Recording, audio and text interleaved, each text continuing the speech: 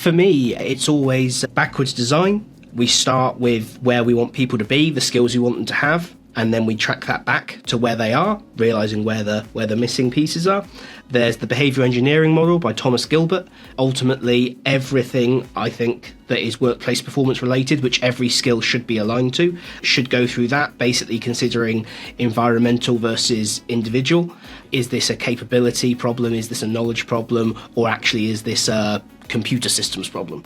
Whenever it comes to alignment, it is about those key things, that backwards design and behavior engineering, ultimately come down to talking to the business. Not just to one level of the business, but to every level and every area, and understanding that skills are not static.